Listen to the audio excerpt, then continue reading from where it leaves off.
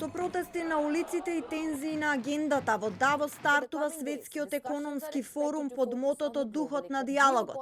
Но диалогот почнува во сенка на криза. Доналд Трамп ја предводи најголемата американска делегација досега, додека Данска целосно го бойкотира форумот.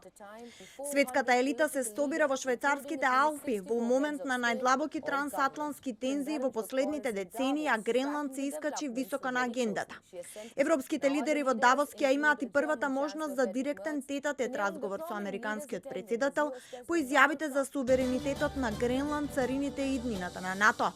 А Трамп ја предводи досега најголемата американска делегација во Давос. Го придружуваат 5 министри и други високи функционери, како државниот секретар Марко Рубио, специјалниот пратеник Стив Витков и зетот на Трамп Джеред Кушнер.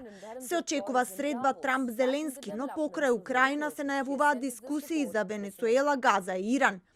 И додека светските лидери ги прекројуваат агендите за следните денови, стотици луѓе протестираат на улиците против доаѓањето на Трамп, критикувајќи ги швајцарските власти. Сметам дека од една страна е подобро да се зборува, но од друга страна, тој не е дојден тука за диалог, туку е дојден да направи уште еден договор. И навистина не му верувам. Тој буквално започна војна во Венецуела и сега Швајцарија го пушта да дојде. И исто така, Светскиот економски форум го прифаќа. Сметам дека тоа е неприфатливо. На швајцарските Алпи се очекува денеска да пристигнат повеќе од 60 шефови на држави и влади, вклучително и германскиот канцелар Фридрих Мерц, кој веќе најави дека ќе направи обид за средба со Трамп за деескалација на трговските тензии.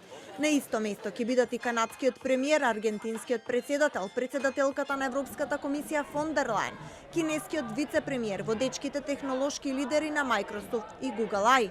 Следните денови на СЕФ ќе присуствува и премиерот Мицкоски, но засега не се откриваат детали од неговата агенда во Давос и какви билатерални средби ќе има.